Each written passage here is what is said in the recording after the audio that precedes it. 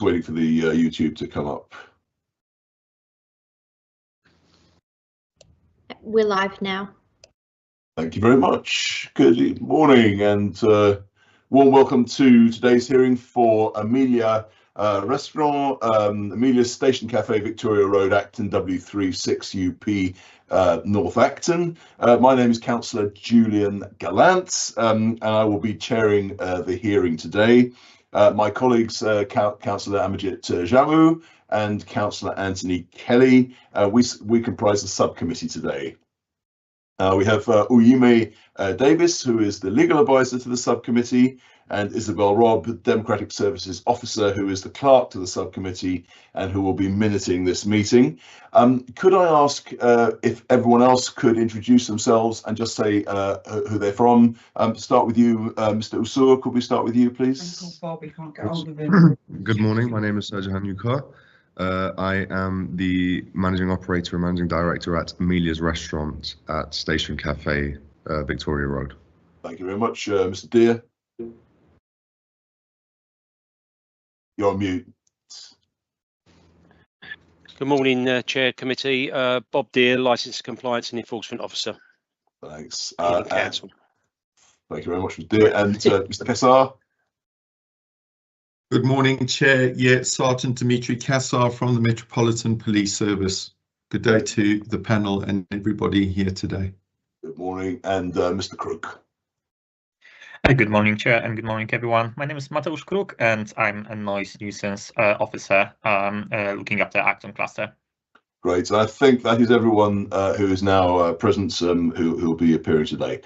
You'll all have seen the agenda pack, which is in public, which has contained the licensing officer's report, details of the application, and to confirm we're dealing with a new premises license application in relation to Amelia's Station Cafe, Victoria Road, Acton, W36UP. Now, we note there have been representations objecting to the application received from noise pollution control team, the licensing authority team, the Met Police, and a member of the public. The subcommittee have read all the objector submissions in the agenda and will be taking those into consideration when making the decision. So what I'm going to do soon is invite the applicant to present the application, answer any questions, call any witnesses. Then I'll ask anyone who's made a representation to make their representation and call any witnesses. The councillors and colleagues will be asking questions at any time. And at the conclusion of the hearing, this subcommittee, accompanied by the legal advisor and the Democratic Services Officer, will retire to consider our decision. And the decision will be given at the end of the meeting about 1 o'clock and confirmed in writing forthwith. And if the panel can't reach a decision today, you'll be notified in writing within 5 working days of the panel's decision. So with that, and if everyone's happy and well settled, I'm going to invite Mr. Ukur, the applicant, to present his application, answer any questions, and call any witnesses. Mr. Ukur. Thank you very much. Obviously, I apologise in advance if I make any mistakes. It's the first time I've actually done a live hearing for a premises application, so I apologise in advance. Thank you for the time today. Essentially, as you're aware with the site, I think the site's been operated as a hospitality, food and leisure site for about the last 9 or 10 years, at which point the previous operators took control of the premises in or around 2017.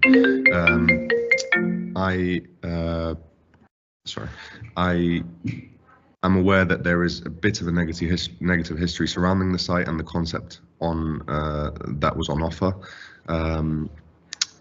And I know that there was also some previous history in regards to the licensing situation, where there was some problematic situations essentially.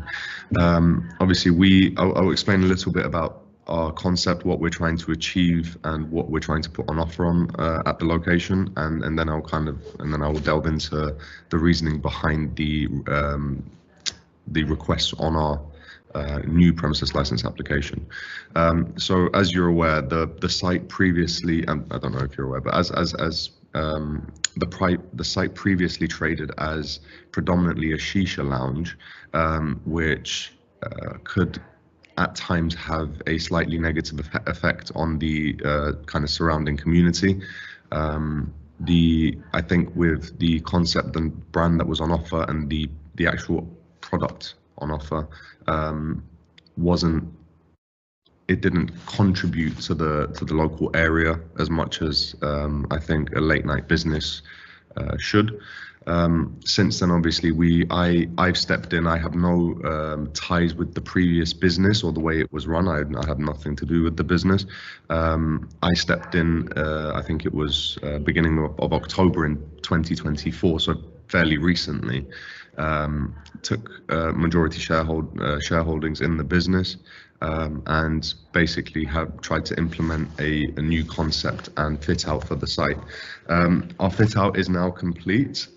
We've essentially kind of gone for a bohemian, upscale, premium casual location with a relaxed atmosphere, with more of an emphasis on our food and drink offering. My background is food and hospitality. I own restaurant businesses outside of London. This is my first endeavour inside of London. I actually normally have locations that are located in retail parks and shopping centres with tenants, with landlords such as Landsec, Savills, the Crown Estate, and that sort of those sort of enterprises. And normally we've managed to, for the last 6 years that I've been in the sector, maintain healthy relationships with all of our landlords and local councils. I think a lot of the questions being raised on this site, to me, and this is just my personal opinion, of course, it seems to be that there's a lot of fear that the new business coming into the location might mirror or reflect the business mentality of the previous operators. And I think that stems from the request for a later operating time on weekends. Now, I think the best way for me to be able to explain it is we've essentially put a lot of money into the fit out and concept change. We've tried to do something that's really upscale and beneficial to the area. We've gone in on a Mediterranean food concept. So we want to be able to provide our customers the whole package, essentially. It's not just a shisha lounge where we're expecting groups to get together and congregate until late hours. Our aim is to be able to offer a full service, and with that comes a properly decent food menu and food offering, a properly decent upscale cocktail offering, and shisha alongside that. Now, my personal opinion is that the shisha aspect of any business within London will be short-lived over the next few years, as I expect at some point for a smoking ban to come in. So we are very careful in making sure that our business is not doesn't have an emphasis on that aspect. So we're just trying to create a well-rounded concept. In regards to that, obviously, the requirement for late night on the weekends is no matter what you do, from our perspective as business operators, is because of the local area, because of it being in London, because of the younger generation essentially working till a little bit, later in the day on weekends, due to some people's jobs and requirements, we want to be able to still pull customers in at a half decent time on the weekend. And yeah, so it's, for us, it's an emphasis. It's a very important part of our brand and concept that it's a relaxed atmosphere. It's not a late night music venue. It's not a club. It's not a bar. And I know the application being until 2 a.m. essentially on Fridays and Saturdays kind of might potentially give that image, but that is not what we're aiming for, because it'd be a complete, essentially, diversion off of the brand we're trying to create. I mean, I think that's kind of the general summary of our situation. If I've missed anything, or if there's anything I can answer, please do let me know. Okay, thank you very much. Thank you very much for presenting that. First of all, can I ask colleagues, do you want Amajit, Anthony, do you want to come in and put any questions to Mr. Okur? By the way, I do have I do have questions, but if you could just outline sort of verbally what he's asking for in terms of times. Just, I mean, I know we may have some discrepancies in the paper. What is it you're asking for?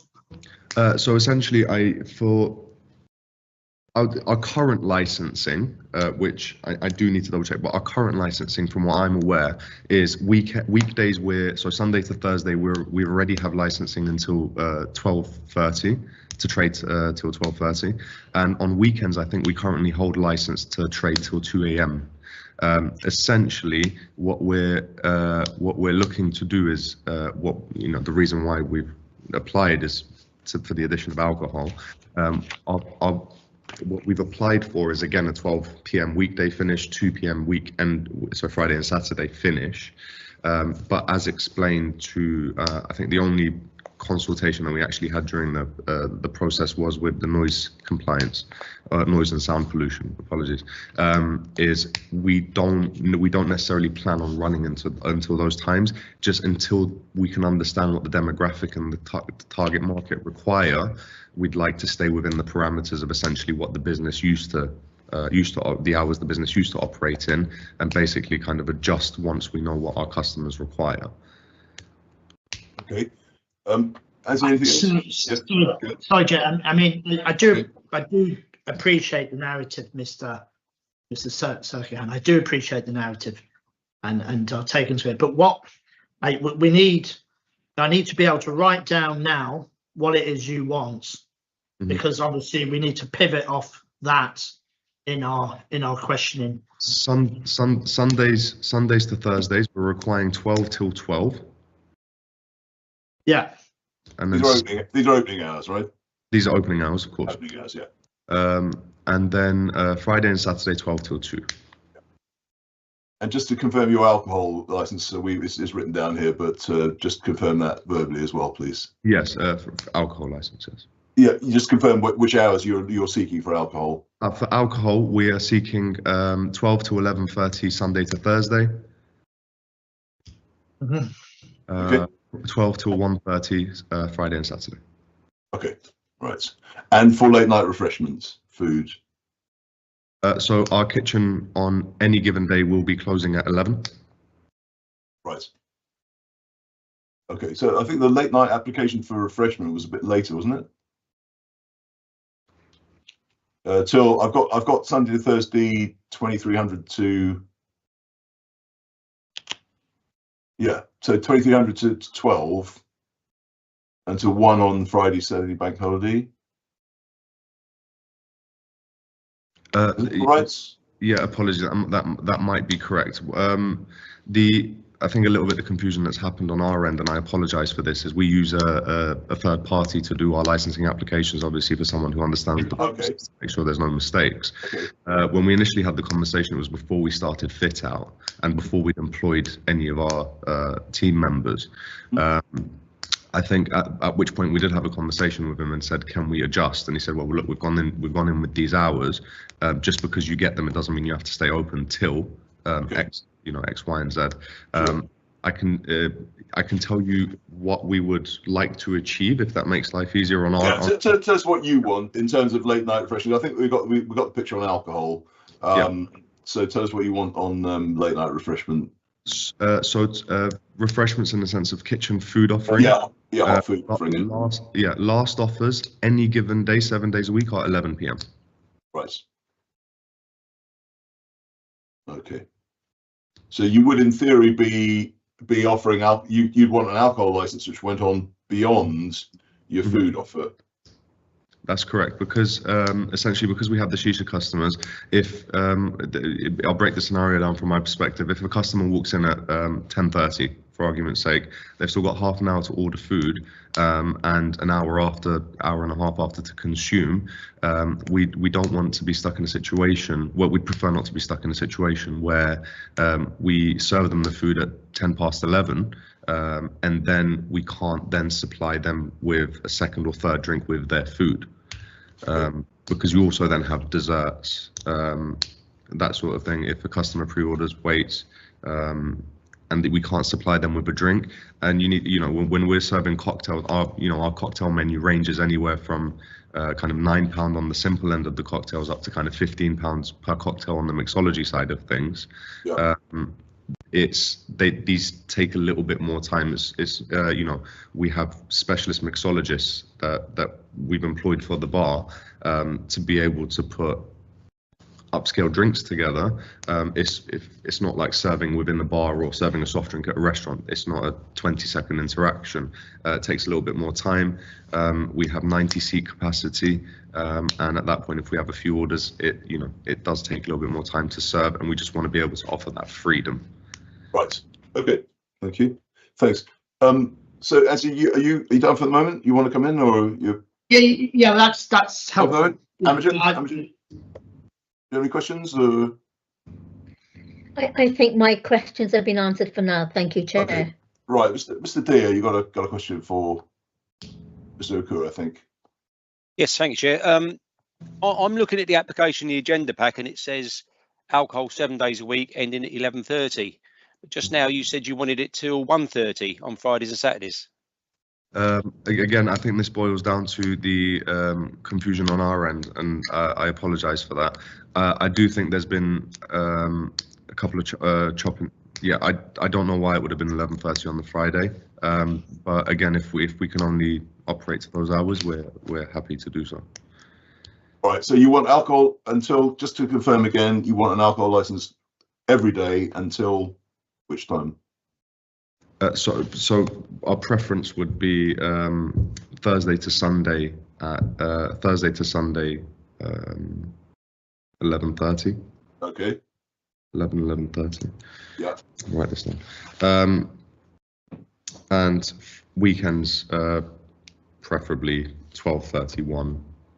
It's I think it's a little bit confusing, and I apologise. There seems to be a lot of, because we had this discussion again with our third-party subcontractor, and I think there's been so many chopping that we've chopped and changed so many times because we came back with we've received conditions from I think it was Mr. Crook and a couple of other entities, and then we changed and we said, okay, look, we'll adjust, and then if for some reason, and then it's gone to hearing. I think it's a little bit from our perspective. We don't know the area a little bit from the alcohol side of it. The site's never had alcohol. We don't really know what we want. We just want to be able to offer that with our food offering. I think it's a little bit of from our perspective, just to make it clear, we're not here demanding we want it till X, Y, and Z. We're here requesting, that the council kind of liaise with us and tell us, look, we think it would work better if we operate till X, Y, Z hours for alcohol, and we can work with that.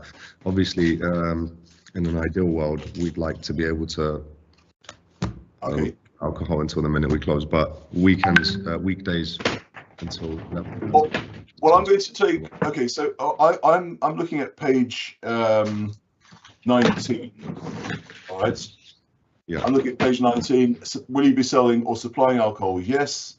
11:30 to 11:30 11:30 on every single evening. And I think that probably for the sake of this meeting, I think we'll take that as the question. Okay. Yeah. Are you happy with that? So we'll consider that. Given that you're not quite, you've come up with a few different solutions there. We'll consider that, and we'll come back and let you know what we think about that. Okay. Is that all right with you? Yeah, that's perfectly fine. You happy with that, are you? Yeah, that's perfectly fine. Right. So we'll take page 19 as being the application, and that's one we need to discuss. Okay. Bob, Mr. Do you want to ask anything in relation to that, or? Yes, Chair. Just Okay, one thing, yeah. Mr. You mentioned that you already have a premises license. Did you transfer the old one? So the business was held under a company called the lease, and the business was owned by a company called 786 Motor Traders. The lease is still under the same company. So I think we've applied under Amelia's. The lease is still under the same company, so essentially the company, we can still trade under that company, if that makes sense. I've just bought the previous partners out of the majority shareholding stake. So the premises and the lease is still under the old company, and the license holder under that company is still minority share involved in the business. So you bought the company that has the old premises license. Is that what you're saying? Yeah. And but you said earlier in your presentation that you've got no, they've got nothing to do with it, but they are obviously minority shareholders. You've just said. Yeah. So there was 3 business partners. Mm-hmm. 2 of them were the ones that were operating the site in the past. So you had Umar Tahir, who has been unfortunately been in the past the point of correspondence for the council, but who had no involvement in the day-to-day running of the business. You had forgive me, I don't know the last names of the other 2 operators, and you had the 2 actual operators of the business who were responsible for the day-to-day running. Mr. Umar Tahir is also a business partner of mine in another food and hospitality venture. Because of the obviously the negative feedback and the negative direction of the business over the last couple of years, we came to a conclusion where he would step away. He'd still be involved, but step away from the actual day-to-day management of the business, and we'd completely rebrand the concept, and I would take control. Even though he has a small shareholding, he actually isn't involved in the day-to-day running. He's essentially a silent partner. And I think if I clarify, what I meant to state was, we have none of the old staff, we have none of the old team, we have none of the old ownership involved in the day-to-day running or the management of the business. There was one silent partner in the past who is still a silent partner, who was never involved in the day-to-day and who still will not be involved in the day-to-day of the business. Okay, and so essentially your business from 11 p.m. Mm-hmm.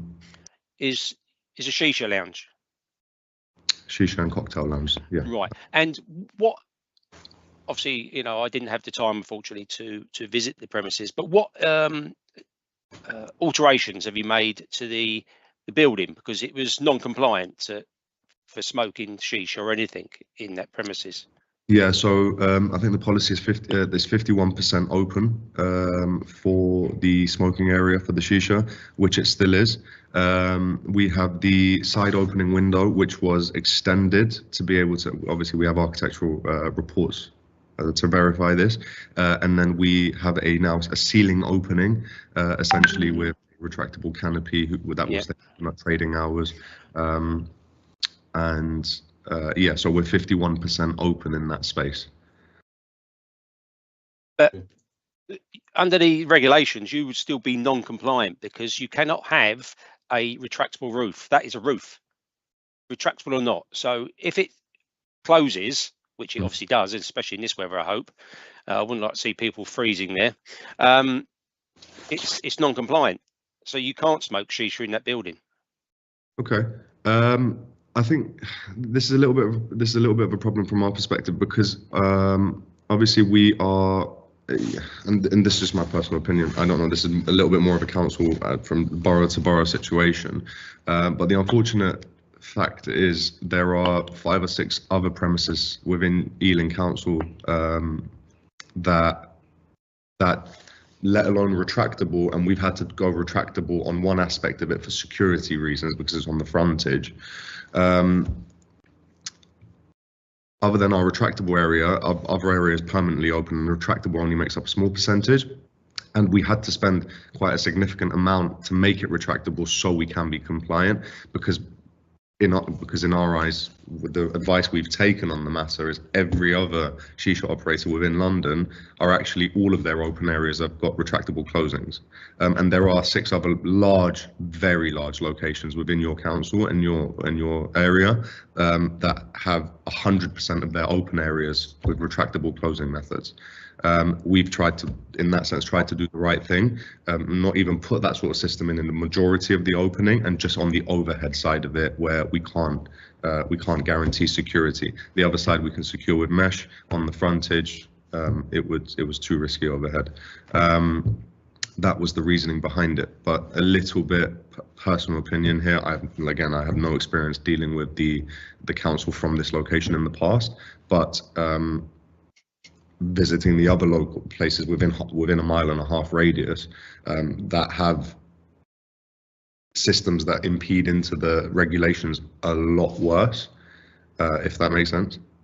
Okay, I'm going to just interrupt a little bit there, because shisha is obviously in terms of law, it's smoking. It's not shisha or smoking. It's just smoking, and this is not actually a licensable activity. This is about law and about planning as well. So, but we'll take that into account, because it touches licensing in terms of nuisance and upholding the law. So it touches on licensing. So we've heard you on that, and thanks for the question. So, Mr. Anything else on that for the time being? No, nothing at all, Chair. Thank you. No, but come back if you want. Yeah. Now, Sankasar, did you have something as well? Hello, Chair. Yeah, just a couple things from our side. So, yep. Is it your surname, is it Mr. Ukur? Uchur. Or is it Uchur? Sure. Apologies for the mispronunciation. Appreciate it. So with regards to the venue, you said it holds 90 people, is that right? Yeah, so we essentially, our layout, we have our layout is allowed for 120, but 120 is a realistic layout. That is what our licensed interior designers have allowed for. We don't plan on operating more than 90 to 100 at any given time. Okay. And in terms of your security for the venue, will you have SIA or door staff? And if so, how many will you have on say on the weekends, where I would assume your traffic would be far larger? Yeah. So weekdays, 1 permanent staff member. Weekends, 2 permanent staff. When I say permanent, sorry, throughout the day, so full time. Okay. So you mean those will be bona fide SIA staff? Is that correct? That's correct. All right. Okay. In terms of CCTV coverage, I take that you will have the CCTV and everything installed, and that will be, should anything occur, that'll be available to police or any responsible authorities should they request it on demand? Of course, we've put 17 new CCTV cameras in with a completely new system, with enough storage data for 60 continuous days of footage storage. So, and of course, as with I hope every other business owner, as long as, if God forbid something happens and it's requested within the 60 days, we will definitely have that footage on hand. Okay. Now, in terms of your clients, I mean, I think we're all aware of the geographic location of it. It's quite a lot of high rises, etc., surrounding your particular venue. In terms of preventing public nuisance, what steps would you be able to take from people who say, when they finish in the late hours of the evening, not to incur on the quality of life of local residents? Because, as you say, and Chair, am I right? We said that the alcohol is till 11:30 at night, Sunday to Sunday. Is that correct? Mm-hmm. Give or take. That's what's on the application, I think. In terms of preventing public nuisance from occurring, because also I understand the fact that you will have an open area. So with the lateness of hours, especially say on a Friday, a Saturday, and I think Sunday you want to be open till midnight. Is that correct? In terms of those extended hours, how will you manage that? Because our concerns from a policing side and a public safety side is, where do clients park? If they spill out and say they are intoxicated, how is that going to be managed by your venue? Because once they leave your venue in the immediate vicinity, that becomes your personal responsibility as a licensed operator. So how are you going to manage that? Okay, so from our perspective, you have your standard operating procedures, right? You have your branding, you have your security implementation, you have your filing for service for intoxicated customers. So obviously we have policies in place to stop serving at any point where we feel customers are intoxicated. I think above and beyond the standard requirements, what I can say is where we're straying away from these problems and how we're managing that is through our concept, if that makes sense. I mean, you're looking at an average spend, you're looking at an average product price that's a lot higher, you're looking at an average spend that's a lot higher per person, and automatically we hope at that point, because it's more of a restaurant vibe, it's more of a background music rather than a music event atmosphere. You're creating a different atmosphere. It's essentially it's like asking the question of how do you stop intoxicated people coming out of a restaurant versus how do you stop intoxicated people coming out of a bar and a club. You know, both of those venues, we have restaurants that are open till very late, they both serve alcohol, but it's a very different atmosphere. I think you know, the best way to say it is, and it's hard to explain because the concept, because you haven't seen the concept, you haven't seen the fit out, you haven't seen what we're trying to achieve. It makes that a little bit harder for me to relay that information, but it's more, we don't want that aspect in the premises. We want it to be a venue you can come as a couple, as a family, as a group of friends, a mixed group of friends, and enjoy an evening. It's not it's not a bar, it's not a nightclub. And I think above and beyond what should be considered standard practice, where we manage customers and security and staff manage customer behavior a little bit, and we have our branding, we have our wording outside where we have notices to say please respect the local community, please be quiet when you leave the premises. Above and beyond these things, I think the problem essentially starts from when they're being served the drinks inside. It's not a concept where people are going to be getting drunk. It's a concept where people will be having a good quality cocktail with a good quality meal with a good quality shisha. You know, you're looking at average spends of £45 to £55 per head within the concept. At that point, it's not a nightclub where people are going to come be buying bottles of alcohol or getting overly intoxicated. Yeah. In terms of, thank you for that. In terms of the live entertainment, what does that encapsulate? So we only had two ideas in mind for the live entertainment side of it. One was to have background saxophone jazz music to suit the concept. It's a popular nowadays. You've got very popular artists in central London. They literally just walk around with a live saxophone, play a bit of live music, and they have their music system hooked up into our speakers. And it creates a nice atmosphere. The other one was just to have basically, if you know, a lot of restaurants are doing it nowadays where they bring in DJs on weekends, but we don't have a dance area. We want people to be communicating. It's literally just to be able to play with the offering and have a point of interest, someone basically playing a bit of music, changing up the vibe to suit the day. It's just a different offering. How can we give customers something different? You're still playing the music at essentially the same volume. It's just someone modifying it to that day, making it a little bit more unique and characterful that evening. Those were the only two reasons why we wanted the live entertainment side of it. Okay, fine. I think that's all for now, Chair. Thank you for giving me the opportunity to ask those questions, and thank you, Mr. Ucher, for answering them. Yeah, we'll come back in Sarcasm if you've got anything else. But let's move to Mr. Crook. You've got some questions, and I think you'll probably cover a bit about noise pollution as well, won't you? So let's. Yes, thank you. Yes, so I have a few questions. Maybe let's start from the parking. Do you have any parking spaces for your customers, or did you think where your customers will park their cars? From parking perspective, that's the only thing that from our perspective there is no solution for. If you want my honest opinion, it's a very big master planning flaw in the area.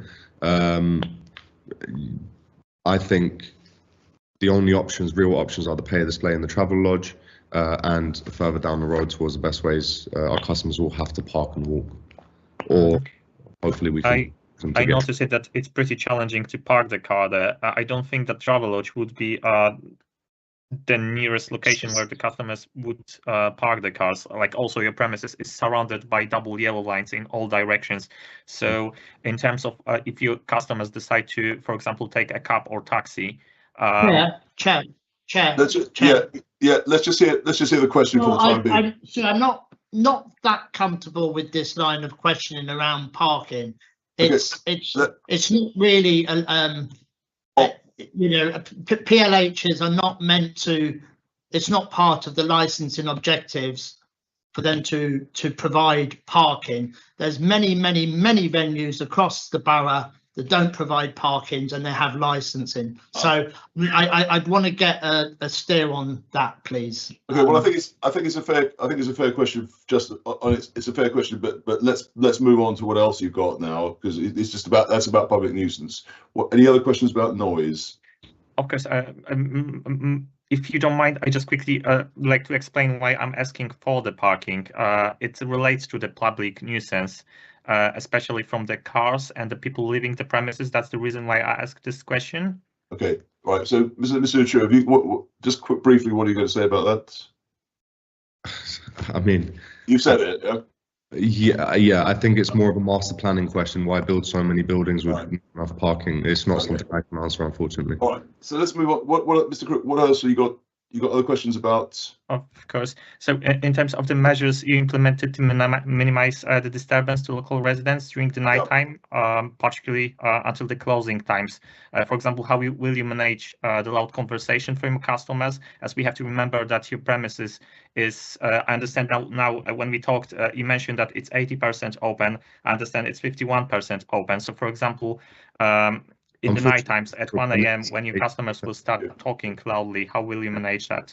I never said 80%. I don't know where that figure came from, but I think the one thing I will ask, and this was quite a surprising factor for me personally, was after Mr. Crook's visit, and I asked the previous operators if they had done any noise assessment reports on the site, and they actually had a verified and certificated third party come in and provide a noise assessment report. And even on a Saturday night at full capacity, just outside the venue, the noise report states that it is well under the legal required limit. And from what I know, that report was submitted to the Noise and Pollution Department in the past under the previous operators. And if it was submitted and you have the findings of that report, why is that such a big concern now? Again, if this conversation has been had, the premises license wasn't affected, and the question is now being raised. I'm assuming under the hope that I'm not aware of those previous conversations, but I have that report to hand. It's by a certified third party, unbiased opinion, and it is black and white data on a sheet.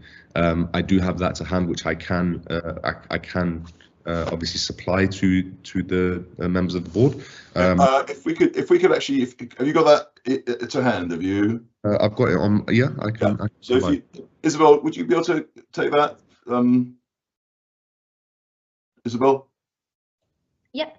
If you could send that to Isabel, then if assuming that we can actually see that, would be very helpful. Okay. I have any other questions, Mr. Crook, from about. I'm so sorry. Yes. How do I send this? How would you like me to forward this? I'll send you an email and then you can just reply to it. Perfect. Thank you. Yes, also just a quick question about you mentioned the background music. Do you also have any TVs that you will have?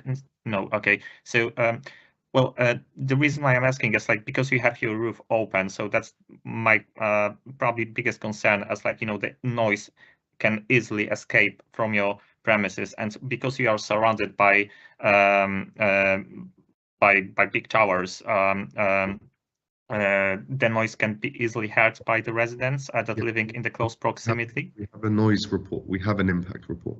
Mm-hmm. And when the noise, I didn't have a chance to review that noise assessment, but on what date it's been made? Like when the noise assessment was created? 15th of September 2023. 2023. Okay, thank you. That's all from me. Thank you. So a quick question on the, thank you very much, Mr. Crook, thank you very much. Quick question on the music front. On the application, you've asked for live music until 2300 on Wednesdays, Fridays, and Saturdays. Is that correct? Correct. Yeah. So it finishes at 2300, yeah? Yeah, live music, Yeah. and we go back to background. So you then go to background after that, would you? Yeah, so obviously when we say background music, we always have, at any hospitality business, you have a bit of background music playing. Sure. Just the live music replaces that background music. Yeah. When the live music finishes, we go back to just our normal background music. I mean, it says provision of recorded music, okay, and it says, will you be providing recorded music? And it says no on your application. Okay. Are you aware of that? No. Yeah. Mm. But that's what it says. So, but what you're saying is that you would actually be wanting to have recorded music going on later than 11 o'clock. Yes, of course. Okay. I mean, you're aware that that music is not licensable until 11 o'clock. It's only licensable after 11 o'clock, with the only consideration being noise pollution and general pollution and general kind of nuisance value. So there's a volume aspect. Yeah. But what you're saying is that you would want to have recorded music playing after 11 o'clock.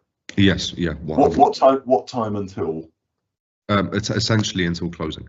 Until closing. All right. So we need to consider that as part of your application. We need to be able to, just to give you an idea of the level we're requiring. And I apologize for this. I don't know why they said no recorded music. If we have a table of 8 people, 3 people apart need to be able to speak to each other, or 8 people apart need to be able to speak to each other. Yeah. It is just low-level background music. Okay. Have you got, will you have noise suppressant equipment installed? Will you have sound limiters, volume limiters? Yes, we do. Our whole sound system is based, everything in our restaurant is based so that it is set at a certain level. It cannot be adjusted up. Right. Okay. Because we're not at our first, my first food and beverage businesses. I had that issue where you'd walk in and staff haven't realized they put the music up a bit too much. They're running around, and customer voice levels go up when music goes up. It's actually quite a cool effect to see when you've got 100 people in a venue. You turn the music down a little bit, and suddenly everyone starts talking a bit quieter. It's a natural reaction, and for us, we don't want it to sound essentially like a war zone when you walk in. So you'd have the devices to actually limit the volume. Yeah. Okay, right. So Mr. D, you got a question? Yeah, thank you, Chair. Yes. Two points actually. And it all comes down to the level it's going to be played at. But background music is not licensable anyway. But that was going to be a question I had later, because playing a DJ, you mentioned you were going to bring in a DJ. Obviously, he would have to stop at 11 o'clock because of course. Yeah. And obviously, the other point, Chair, is that we can't consider recorded music added to the application because our representations have been made on the application that's been submitted. Right. So yeah, that's it. Yeah, thank you. All right. So what you're saying is, and you're filling me in, background music is acceptable between 11 o'clock and closing, but actual performed recorded music is not. Yeah, I mean, I suppose in simple terms, you wouldn't need a noise limiter for background music. Right. Because it'd be set. A noise limit is much higher, which then will become recorded music. Right. Yeah. All right. So background music is acceptable until, and okay, that's fine. That's the point of licensing. Good. Right. Any more questions for Mr. Achur from anyone? Colleagues? No. Okay. So I'm good. Yeah. Yep.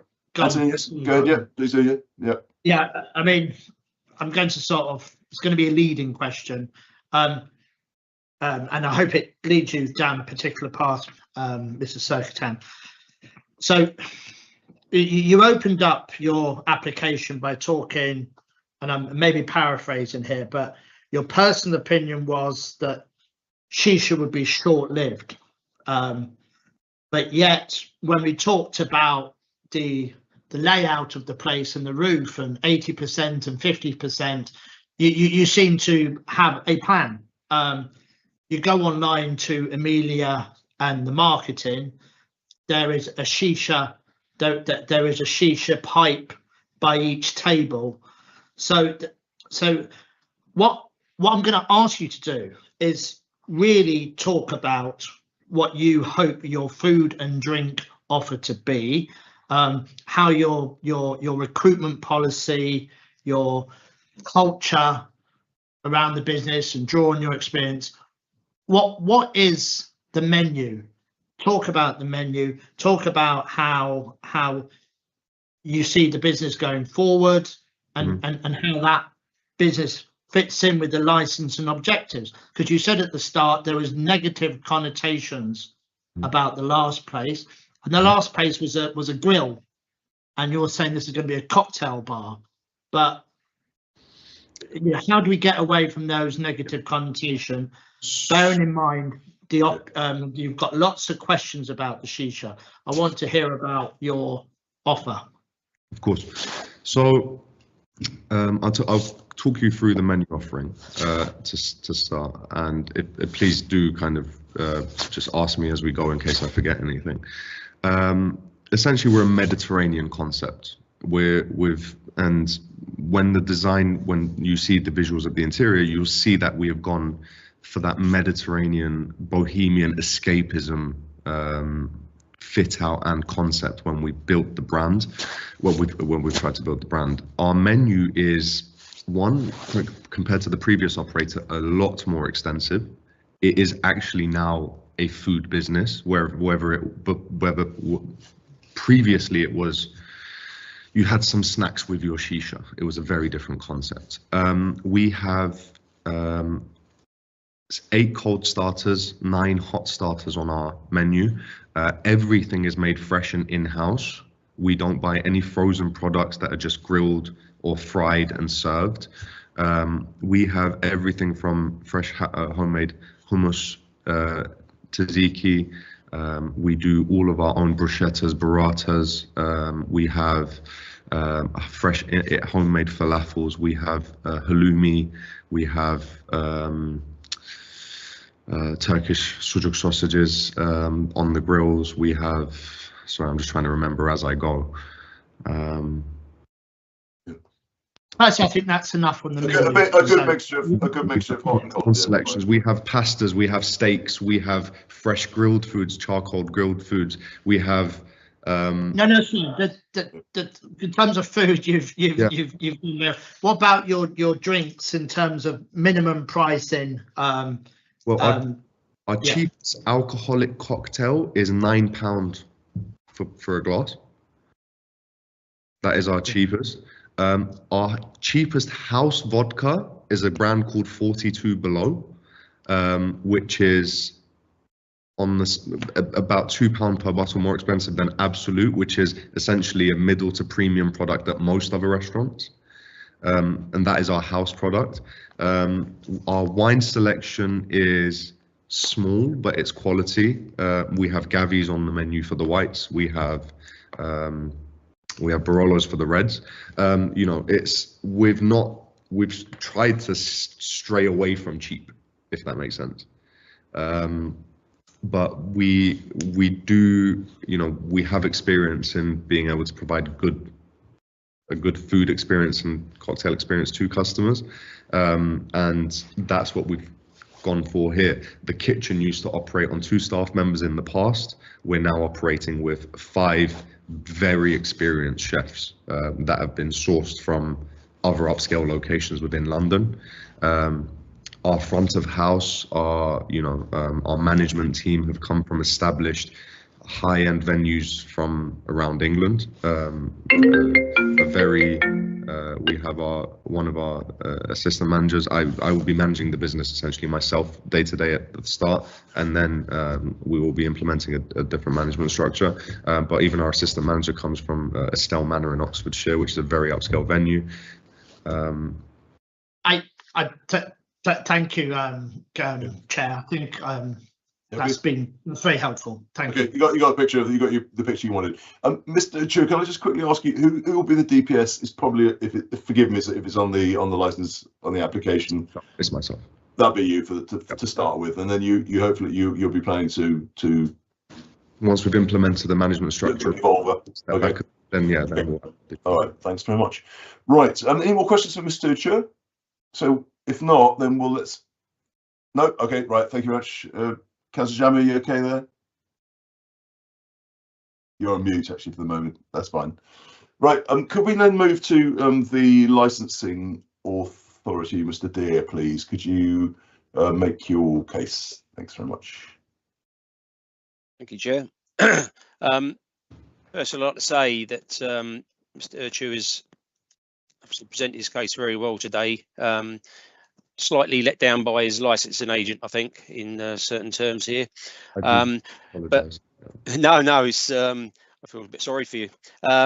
The reputation is from the enforcement compliance team is due to certain things, the application, and some of it's been explained, and that's why I said about the times.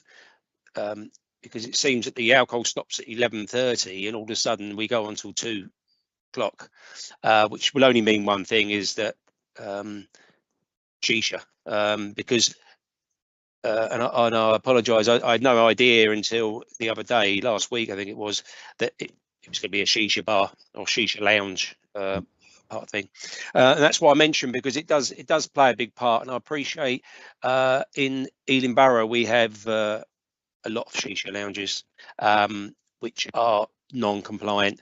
These are being dealt with by other means, as well as licensing for unlicensed entertainment and the things. I would have been a lot happier if I just known it was 11:30 for alcohol every night of the week, and then close at 12 o'clock, because I appreciate a lot of money appears to have been spent on the venue. Unfortunately, it probably needed it. But one of the things that's been put in is a retractable roof and windows and things like that, which the other premise didn't have. Totally non-compliant and was going to be prosecuted, but then closed very quickly. This premises would be non-compliant, and I mentioned that because the roof. We're not going to close that roof when it's pouring of rain and you've got 50 people sitting out in the shisha area, so that will cause a noise nuisance. And I think that's very a big point of this application and why we've made a representation. Some of my fears have been, or concerns have been negated by the fact of use of door supervisors, and it's been adjusted to certain things. I would like to see a no entry time. And in fact, one of the conditions I asked for was, by the committee, is any doors or windows to remain closed after 8 o'clock, especially nights when live music be played. Well, that, again, that's not possible because shisha will be smoked. And that's what my fear is. So even though I would like, I've got no objections to the licence being granted, I think at reduced hours, and obviously my representation is there for if there's any questions about it. But that is it, Chair. Thank you. Thanks very much, Mr. Lee. And we can take your representation. It's hard to flick through it while we're online, but we can take that as standing as read. What you've written down there, we'll be considering that. That's fine. Yes, indeed. Thank you. Thank you very much. Right. Any questions for Mr. Deere at the moment? No, thank you. Okay. So let's move to the noise pollution, Mr. Crook. Thank you, Chair, and good morning, everyone. So I have submitted the representation opposing the new premises license application for Amelia under the Prevention of Public Nuisance grounds. So we have significant concerns regarding the proposed operating hours and the activities associated with regular entertainment at the venue. Following discussion with the applicant and his agent that I had in the past, I was informed that 80, but I understand that 51% of the premises space is open and designed for shisha. And here, given the venue's design and proximity to numerous residential properties, including those big towers that your premises is surrounded, and they're occupied by residents, students, there is a high likelihood of noise disturbance, in my opinion. This might include noise from conversations, from the music, particularly during the late operational hours, as the premises is not fully enclosed and any noise generated within your premises will easily escape and potentially causing disturbance to the residents, prevent them from sleep if you decide to operate until 2 o'clock in the morning. Additionally, I have concerns about the lack of parking spaces for customers. This raises the risk of traffic disruptions, as patrons may rely on cabs, taxis for transportations. So, as I mentioned before, the premises is surrounded by double yellow lines in all directions, where in theory the vehicles are not permitted to stop. However, in practice, I believe that the taxi drivers might still stop there, block the roads while picking up and dropping off customers, leading to further noise disturbance from cars, engines, honking, people gathering and shouting. As well as the situation could also result in traffic congestion. Historically, our department has received complaints of loud music from this venue under its previous operator, the Sunflames, and these complaints primarily involve music being played at unacceptable levels, particularly on Thursdays, Fridays, and Saturdays, often between 1 a.m. and 4:30 a.m.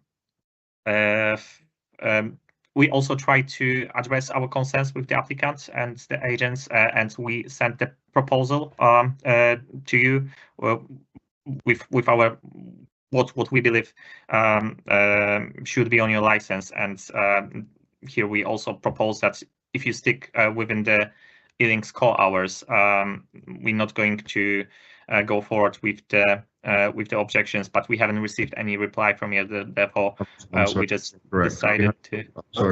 Sorry, this is you got time to sum up, Mr. Chair, after that, yeah, or ask questions. But let Mr. Crook finish for now, yeah. Okay, so given all of this, I just believe that we need to object to the Amelia's Cafe application being granted in its current form. If the hours would be reduced, that's I wouldn't see any problem. Right. Okay. So, Mr. Chair, yeah, go ahead. Ask Mr. Crook, please. Any questions you have for him? Mr. Crook, can you just confirm if we had a phone conversation where, and a conversation on site where you mentioned about reduced hours, and my response was that I was happy to work with the council and look at reduced hours and happy to operate. But after a second phone call, you said to me, we believe that it's going to be too much of a noise implication. After I'd said that we'd accept the reduced hours, you came back and said that you'd be putting in a response to reject the application. Can you confirm if that conversation took place? I can confirm that we met on your site to discuss all of this, and I had a follow-up call conversation with you when I wanted to negotiate the hours. But you mentioned during the telephone conversation that you already have the license that allows you to operate until 3 o'clock in the morning, if I remember. Yeah. And if we're going to object to your to this application, you decide to stick with your current I think you're getting it mixed up because we had you had a site visit and we had two phone conversations. One where we accepted your offer for reduced hours. And then a second conversation where you said you'd put in a rejection regardless, at which point my response was, I don't understand why that makes sense, where if you were to put in a reduced hours offer and we accepted that, we'd close a little bit earlier, whereas now the site could stay open till the current license, which is more than what you wanted. So I said it's actually detrimental from your perspective. You want us to close a bit earlier. It's more beneficial for you as the noise and pollution department to grant me the license with the conditions on it, and I would have to shut earlier. At that point, you said you'd be putting a representation for rejection. It's not a problem. I just prefer. I think I need to clarify here, Mr. Archer. I had a telephone call with your agent just before the Christmas time, but I remember that the line wasn't really well when we had the telephone call. I was also on another visit, so we agreed that I will send an email to your agent with our proposal, but I haven't received any response to my email since then. I'm not talking about your correspondence with the agent. I'm talking about the correspondence between me to you. I don't know what was said when you spoke to the agent. I'm just talking about the conversations I actually have knowledge on. But I think in regards to your correspondence with the agent, I think the only reason why you wouldn't have received the response is very close to the time you spoke to him, we had notice of this hearing. So I think that stems from that. But I just wanted to clarify from our perspective, because I do want it on the record that our aim from the start of this process has been, I know there's bad blood with this site. We are new. We want to establish a good relationship. I've managed to do that with all of the councils that I work with in my other businesses. In fact, we're above and beyond good relationships. We normally get all the support we need when we ask, because we provide the support they need. Okay, thanks very much. I've heard you on that. So I'm actually going to put a question to Mr. Crook now. You've mentioned that, I mean, the sticking point for you seems to be the late closing hours. Yes. What would be acceptable hours for you? So I believe that sticking to the Ealing's core hours is something that's that we would propose for this premises to run.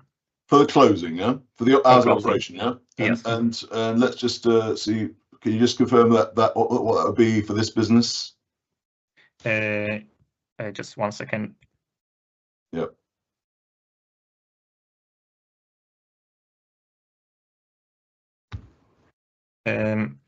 Okay, so adjustment hours, Sunday to Thursday from that's what the Ealing call hours are, 11 a.m. till midnight.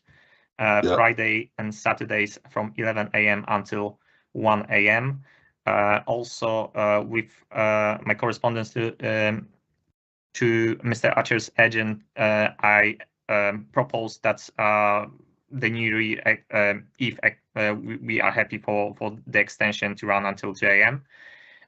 However, what I would also request is to withdraw any regulated entertainment, included recorded and live music from the application due to the venue's design, because of the design. I don't mind the live instruments to be being played within the premises as long as they're not amplified. Yeah. Right. Okay. So, Mr. Cho, can we just deal with that now, if that's okay? What do you say? What's your view of those of staying within the core hours of operation? Yeah. Well, Councillor, my response will be the same as it was when we had this conversation with Mr. Crook, and I said to him that I would accept those terms. You'd accept those terms. So you'd accept core hours of operation. I'm not talking about alcohol. I'm talking about all late night refreshment. I'm talking about the core hours of operation, opening and closing. Basically, you'd accept them, yeah? Yeah. Okay. All right. Thank you very much. Yeah. Right. Could we? So, Mr. Crook, have you got more? You got anything else to say at the moment, or you can come back in afterwards? You're welcome to come back in afterwards. Or are you okay for the moment? Sorry, Chair. Is this question to me? Yes. Yes. I mean, yes. I mean, you want to carry on with making representation now, or? That's the end of my statement. Thank you. Yeah, so you'll come back in for summing up. That's fine. So can we move to police, please, Sergeant Cassar? Can you make a representation now, please? Yeah, good day, Chair and everyone, Mr. Ucher. Firstly, thank you for answering all the questions. And similar to Bob Deere from Ealing Licensing, our main issue is just the public nuisance side of things in terms of the lateness of the hours, intoxicated people. I understand that your licensable activities are within a reasonable domain as such. It's just with regards to the 51% open structure. I know in my statement I was told 80%, but I think that was just miscommunication in terms of the design, so I do apologise for that. But our concern is just in terms of where your venue is, it is highly densely populated. So, for example, it's 10 meters from the luxury apartment, which is just across the way, 111 meters from a travel lodge, 65 meters from a Holiday Inn, and 46 meters from another residential block of flats. So our only concern from a policing perspective and with regards to the licensable activities is the prevention of public nuisance, which is just about the noise, antisocial behaviour emanating from there. But from what you've disclosed, and correct me if I've misunderstood you, you're trying to make this an upmarket kind of restaurant cocktail type venue. Is that correct? That is. My only concern is, and if you'd be able to answer it, with re-entry, if people are intoxicated and you ask them to leave, is there a system in place in terms of checking the re-entry of previous people, if you know what I mean, on the night? Yeah, so I mean, I'll be honest. I've never come across that situation personally, because I know it happens a lot in kind of like late night clubs and bars type of thing. Essentially, we have, I mean, the only real point would be when you enter our business, you have your SIA security at the door. We have a meet and greet station where we will have a receptionist, hostess that will greet. No entry into the venue will be allowed at that point without the reception hostess seating. We don't have any standing areas. Everything is seated, and we only have bar service for customers while they're waiting for their table.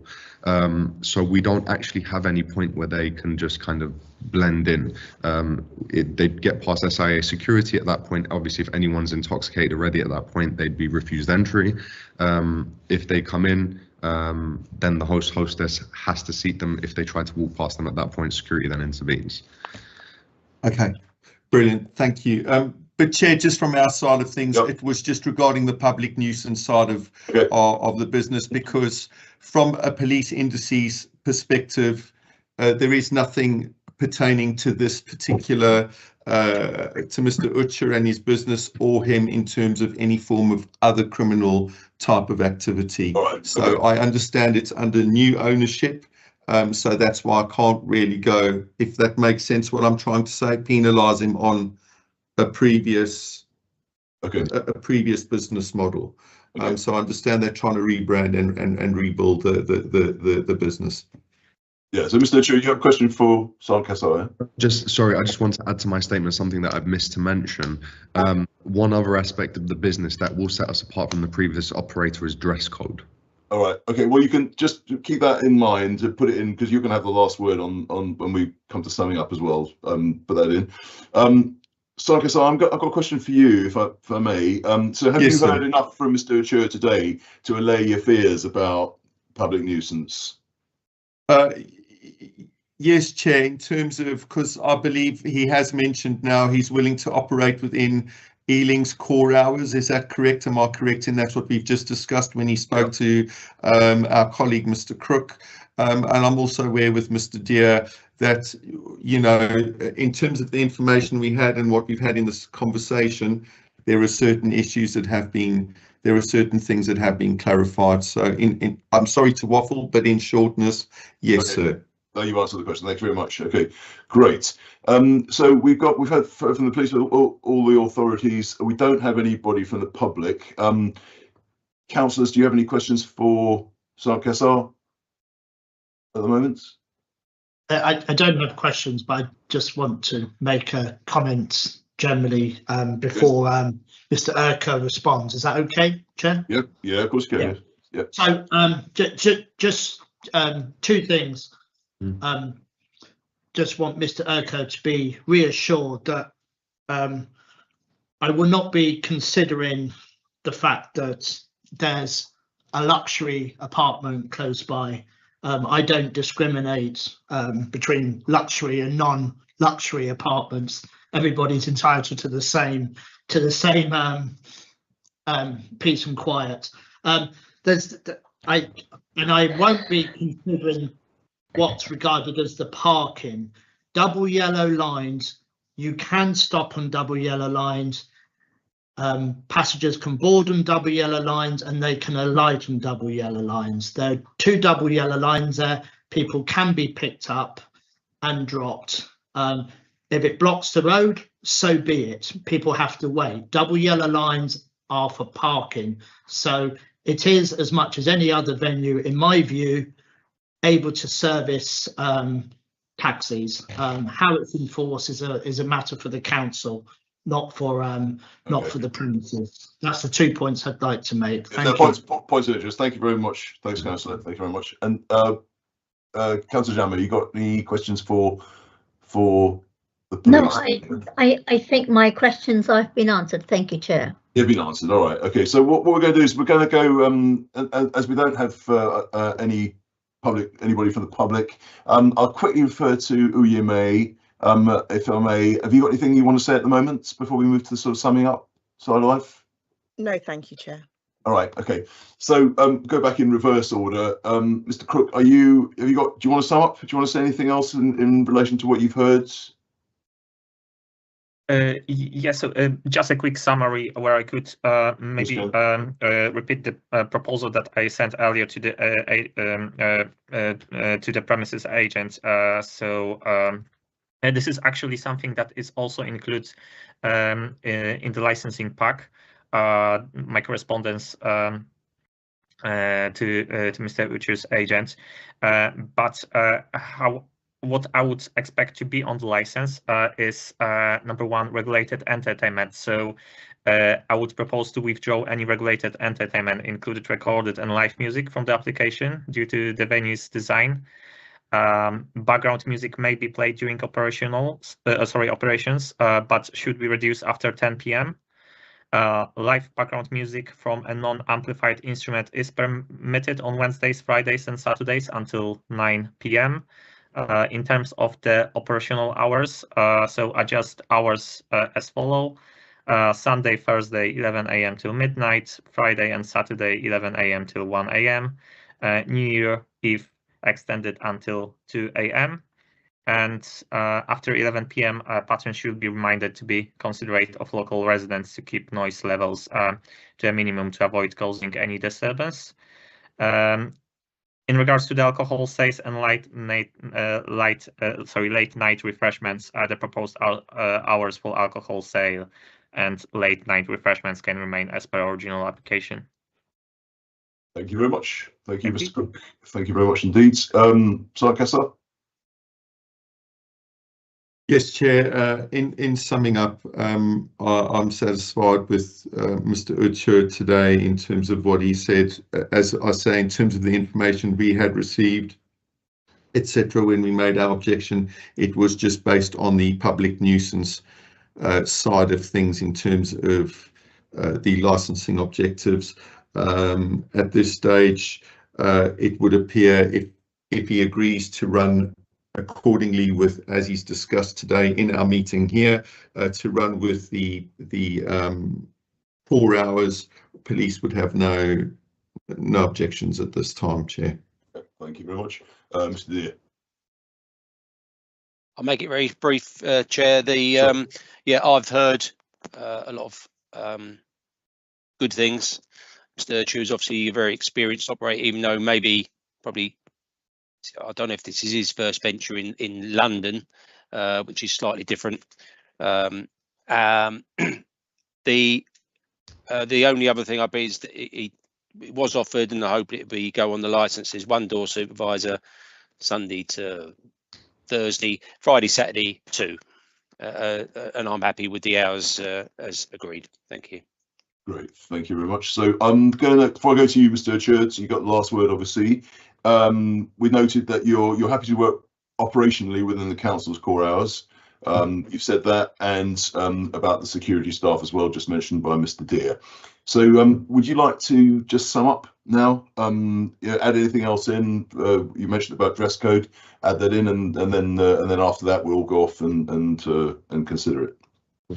Well, no, I would just like to thank everyone for their time. I'd like to thank everyone for having an open mind. I do hope, whichever way the license is considered, that over the next over the coming months and years, we'll be able to prove as a business that we are here to better the area and to add rather than detract from the offering and the progression in the local area. I think the essentially the developments that have happened have turned it into a very nice location within London, in an area that used to require a lot of investment. I think it's now going in an amazing direction, and we just want to be a part of that journey.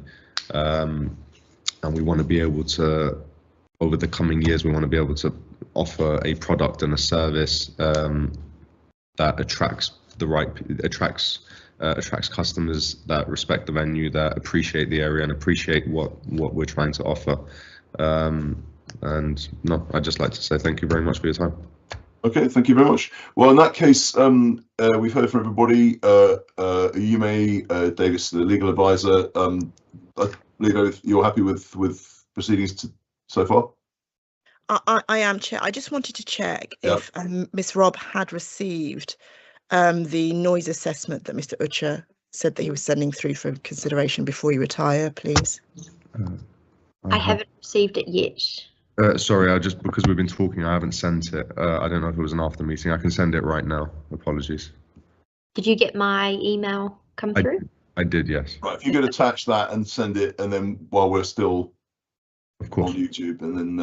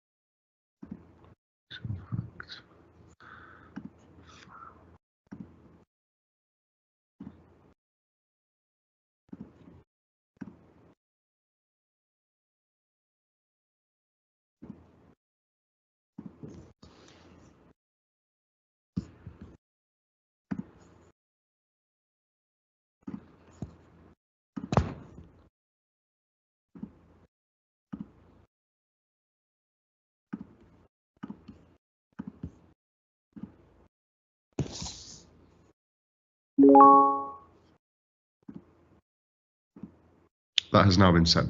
Thank you. all right, that's been sent. Thank you very much. Okay, so we'll consider that. Thank you very much. We will now withdraw, and we'll be considering it. It's now 12:19. I think if we come back here at 1 o'clock for the decision. If we need more time, we need more time. But we are aiming for 1 o'clock to come back on live stream for the decision today. So thank you very much. Thanks everybody for coming, for all your contributions. Thank you very much indeed.